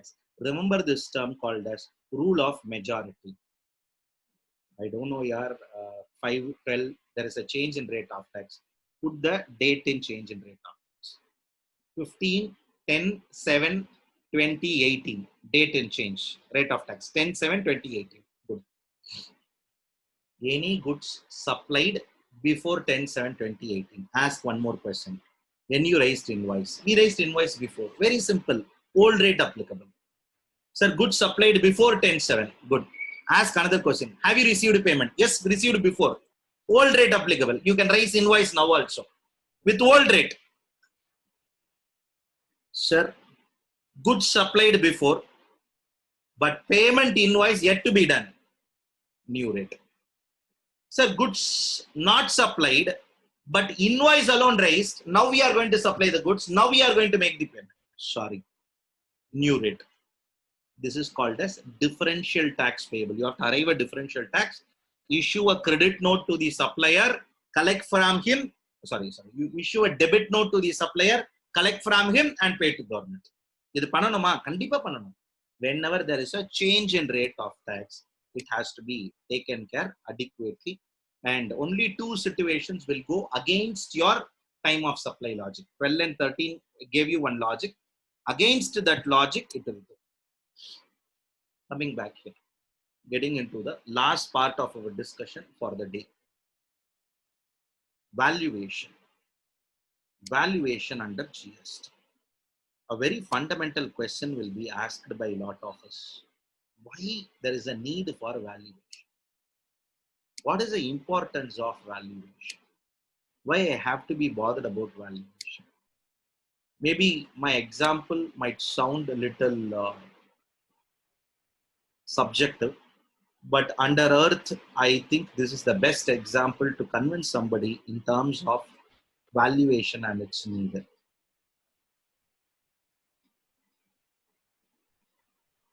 The product chain had a manufacturer, a dealer, a wholesaler, a retailer, and a consumer. That's all is the product chain. A very small product chain. Manufacturer, dealer, wholesaler, retailer, consumer. So the goods comes from the manufacturer to consumer, crossing 3 people: dealer, wholesaler, retailer. Now, manufacturer production cost. Manufacturer's cost of production of a chair A plastic chair is 150 rupees per chair. Okay.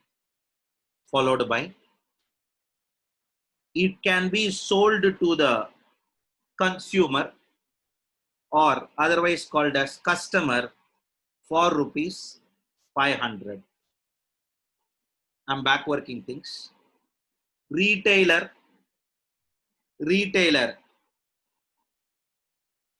sells for 500 to customer but procures that for 480. Retailer's purchase price is 480. Wholesalers, those sell 480 to the retailer. Wholesalers purchase price was 450. Okay. Wholesaler purchase at 450, keep a margin of 30, sell to the retailer. Retailer sell to the consumer for 500. Now, I want all of you to assume of your wish at what price manufacturer will sell to a dealer.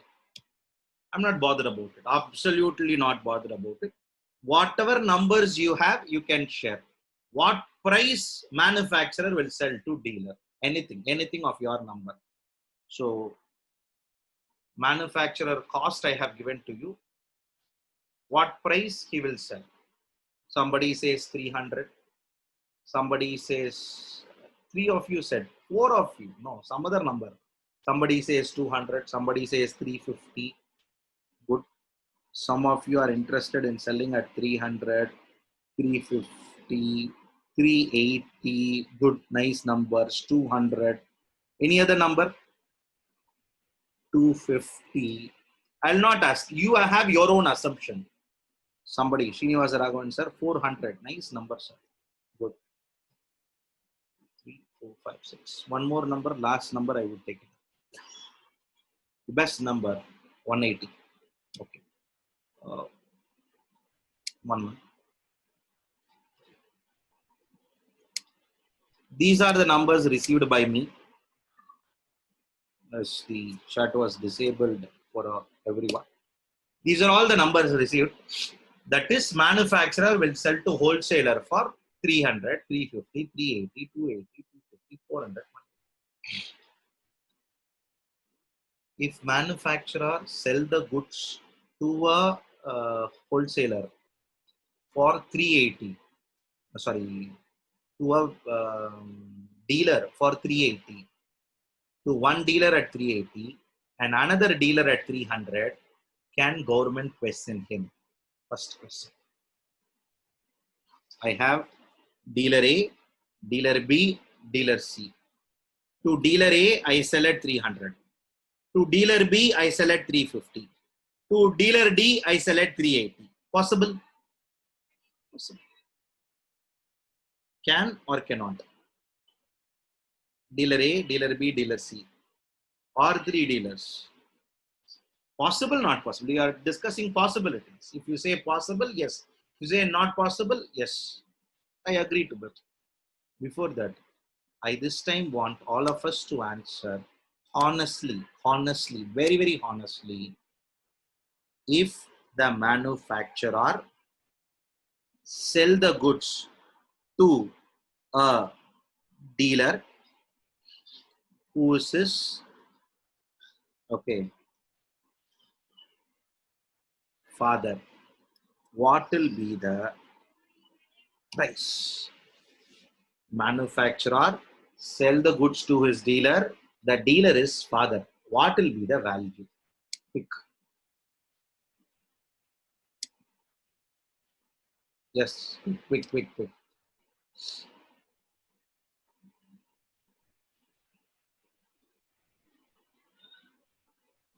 150, 400, 160, 200. I want number. No discounted price, same rate and all. Sujit, 180, I think you put it. It should be a minimum of cost plus 10%. Who told? Suresh ji, nothing like that. My question is very, very simple. 200, 250, lowest price leads to loss in revenue. Agreed, no doubt about it. The lowest answer that I got was 165. Okay. Now, why I want to highlight so much is very simple, which all of us are aware. Always relationship influence price. Section 15 comes out and very cleverly says that no doubt one of its important condition is supplier and recipient cannot be, at no stretch of your imagination, cannot be related. Let me repeat. Supplier and recipient should not be related. There are only two conditions that are laid down by the section. Section 15 comes out and says, I would not step into your valuation at all. Value of supply of goods or services will be price actually paid or payable for such supply of goods or services. Price actually paid or payable for such supply of goods or services, where only two conditions. Buyer and seller is not related. Price is the sole consideration of supply. You satisfy me two conditions.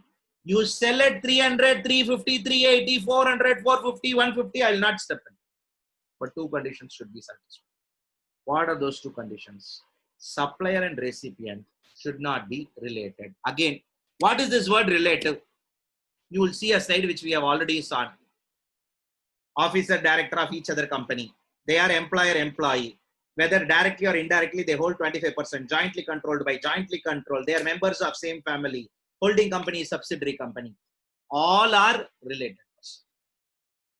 If in case supplier and recipient is going to be a related person, matter ends there. So if supplier and recipient is going to be a distinct person, then also matter ends there. Sorry, that cannot be accepted as value. If manufacturer sells to his father, cannot be accepted as value. Then what? Section 15 not satisfied. When section 15 condition is not satisfied, you have to go to valuation rules and determine value, which is next class, tomorrow's discussion. Here, two conditions. Buyer and seller should not be related. Price should be the sole consideration. If these two conditions are satisfied, what do you mean by price should be the sole consideration? Money alone should be the only consideration. You execute a work and collected 10,000 rupees. You executed a work and collected 25,000 rupees. I supplied a service, I supplied a goods and collected 25,000 rupees. You supplied a services, collected some money, collected something in kind, then section 15 is not applicable. Conditions of section 15 is not satisfied. So given this background, I have a mobile phone in my hand. This mobile phone is sold by a showroom. That showroom, they come out and say, we will supply goods at a lowest price, and normally the MRP of the phone is 15,000 rupees. However, they sold it to me for 12,000 rupees. Can 12,000 rupees be accepted as value of supply? Or in other words, will 12,000 rupees be accepted as a transaction value? Now, to this, we have to make only two tests. I have swiped my card for that 12,000 rupees, and me and the respective dealer of that of that mobile phone shop, we both are not related. Will the transaction value will be accepted? Is the question. 12,000 rupees, can it be accepted? Next day, one of my friend went to that friend. He is not related. He made the entire consideration in rupees. To him, they sold at 8,000. No doubt, MRP of the product is 15,000. Is transaction value accepted? 8,000 rupees. Accepted, not accepted. See, consciously I'm asking answer. I only know why all these purposes and all. Now, moving forward, again, 5th day or 8th day from that one of my another friend went, where to him they sold the same mobile phone which is worth MRP of 15,000 rupees for rupees 4,000. He is not related person. He is paid entire 4,000 by cash. Accepted? Transaction value accepted? Yes or no?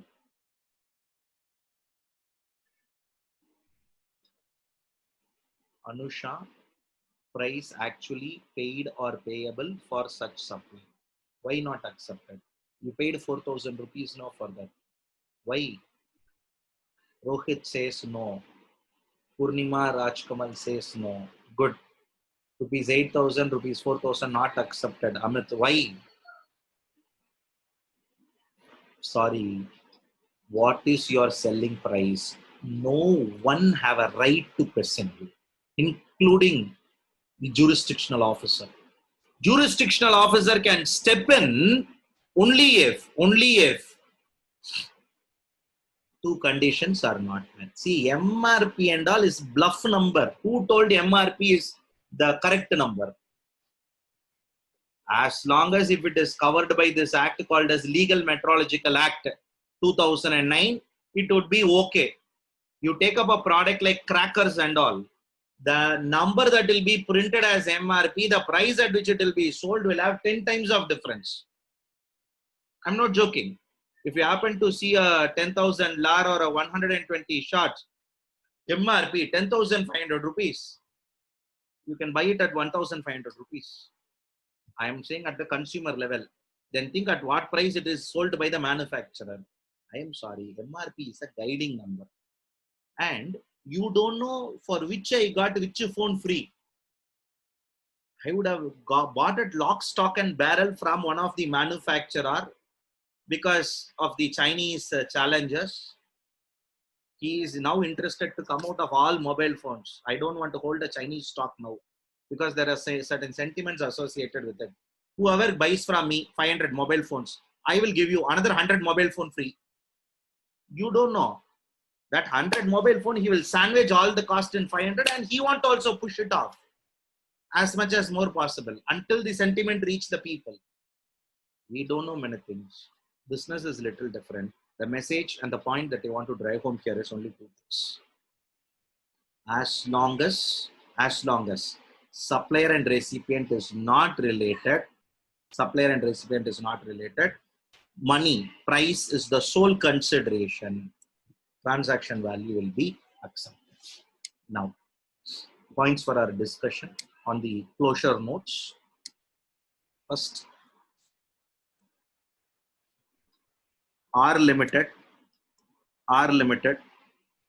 has sold goods to S Limited for rupees 5 lakhs. R Limited has sold goods to S Limited for rupees 5 lakhs. A mission. Okay. R and S are not related. Money paid for the same completely. Now, will this rupees 5 lakh transaction value will be accepted or not accepted? Rupees 5 lakhs will be accepted or not accepted? Yes. Rupees 5 lakhs will be accepted. This time, R Limited has sold machine. Answer is right. Transaction value accepted. All two conditions are met. R Limited supply goods to P Limited, a machine for rupees 4 lakhs plus certain receipt of consumables. Certain consumables should be given. Plus 4 lakhs they have to pay. Now the other party told, yes, we will give you pay in that way. However, R and P R and P, both of them are not related. Is transaction value accepted? Is the question before. 1 minute. It was posted to an individual.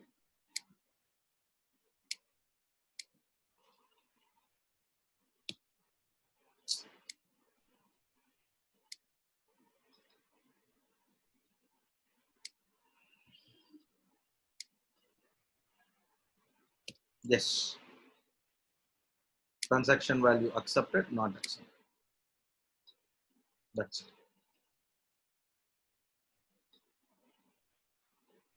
That's it. That's it. Matter ends there. Absolutely matter ends there. Followed by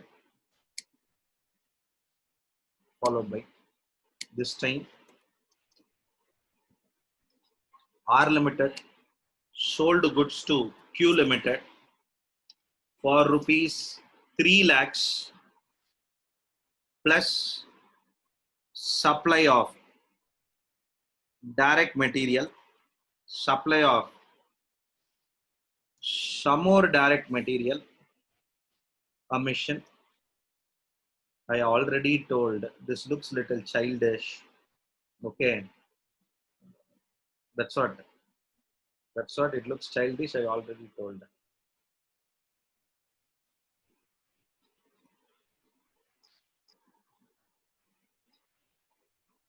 My son is doing his third standard. Okay, in his class, a particular teacher is not able to go and annotate it, stop annotation. In my humble view, in a democratic country, you should have all the freedom, and people should know how beautifully they could able to use their freedom and rights. But somehow people are yet to learn all this. And the worst part is all that I need to go and enable the name. So it will be visibly known to everybody. And to understand a lot of difference between Cisco and WebEx. All of us are known who do what. Maybe at WebEx, you can't able to do, you will not be able to know anything. So anyway, passing all that. R Limited has sold goods to Q Limited for rupees 3 lakhs plus supply of direct material. R Limited and Q Limited, are related. Sorry, by speaking, I made a mistake. R Limited and Q Limited are related. Are very simple. In any case, violates all these conditions. So there are certain fundamental transaction value cannot be accepted. See, it looks simple. Two simple conditions, but they're very tough to comply with. There is a difference between the term consideration and sole consideration. Consideration means receiving something, some exchange. Sole consideration means if someone agrees for that and that money has to be paid to. It has to be a sole consideration. And he accepts, maybe he can accept it for a low price, he can accept it for a high price, whatever be it.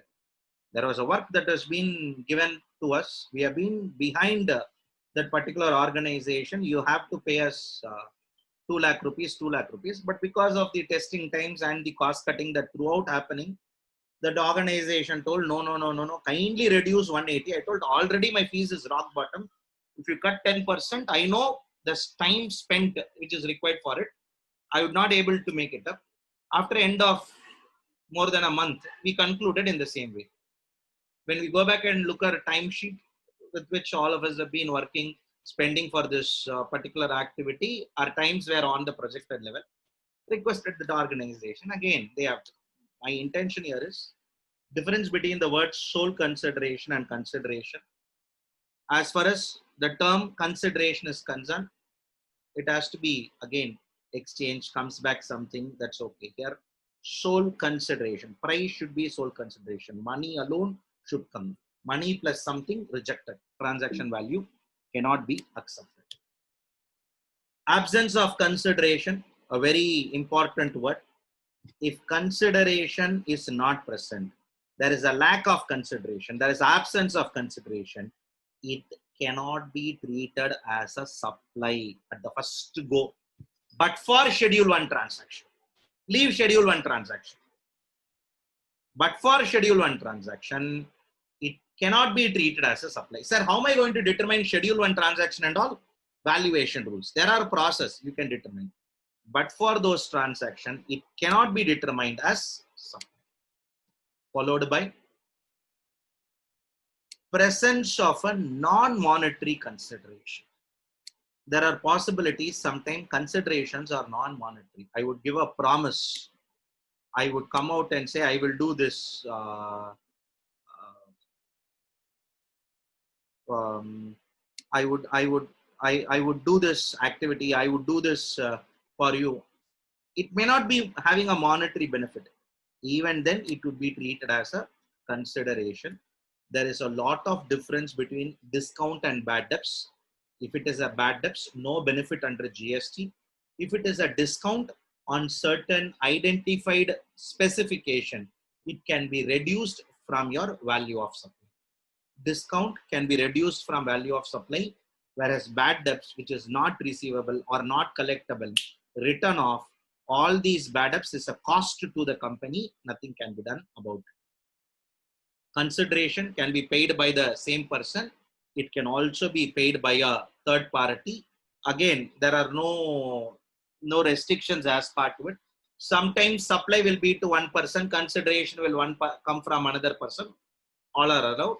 And there is also a proposal in the law that you have to sometime determine the cost of goods sold, cost of production, cost of supply of services, and add a deemed margin and then arrive it. That is only if certain conditions of, if certain valuation rules are not satisfied.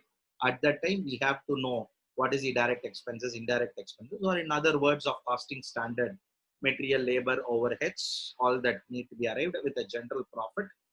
You may be landing up at a value that would be of little helpful to you. There are two major aspects that I want to highlight here. One is, if consideration is absent, then it cannot be treated as a supply. The whole show will stop. Two is, nowhere it is told your consideration has to be fair consideration or a equal consideration. As long as you accept it even for 1 rupee, as long as you accept it even for 10 rupees, it would be treated as a consideration, valid consideration, sole consideration. Because you only accepted that, it would be applicable.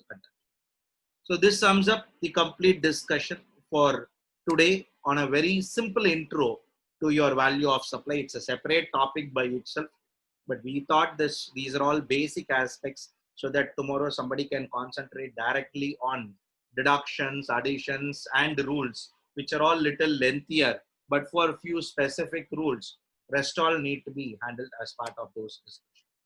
So any questions quickly, if you want me to take it up? Yes, I would take it up. Similar consideration is to be taken. No Yamini, not required at all. As long as you have a consideration that is sufficient associated with it. Nowhere it is told your consideration has to be similar. Any questions? Yes, I would take it up. Otherwise, thank you all for effective and patient listening. Thank you.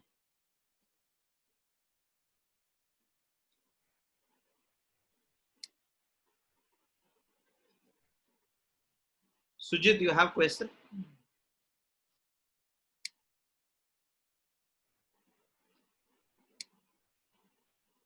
One minute. If you have any questions, yes, you can take it. You can unmute yourself, Sujit.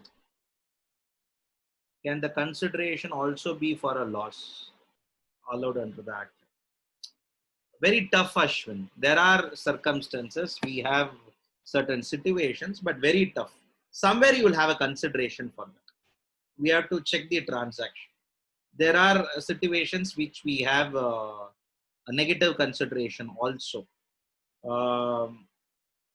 I would not say negative consideration. The ash that is cleared from the power plant, that to thermal power plant, will be sold at a negative value because you have to pay somebody to clear it. So we have situations, but again at that time negative consideration will be looked out in different way. The person who buys it, no, for him the value will be different. Based on that, we have to think. prima facie, I'm not taking up this question now consciously. It requires a little detailed elaboration, and it's a case specific. Make in this way, negative value additions, negative consideration, generally will not be there. But why it is there has to be studied if in case there. Sujit, yes, you can unmute yourself. Sujit, you can unmute. Yes, you can unmute. You have unmuted, in fact. Yeah. Yes, Sujit.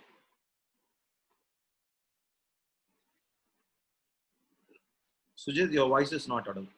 You have unmuted. You have to speak now. If you are speaking and it is not, if you are speaking, then it means we are not able to listen to you. You have to check your microphone. If you speak, you will see there is a up, rise and down in the mic icon. That is a control. That yes, or else you can text it in case if you want.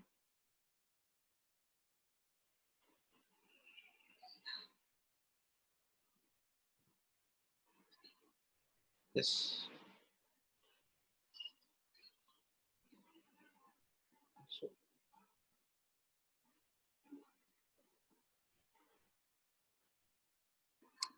Sujit, you're going to type your question. We are waiting for you, or can we take it up on Saturday?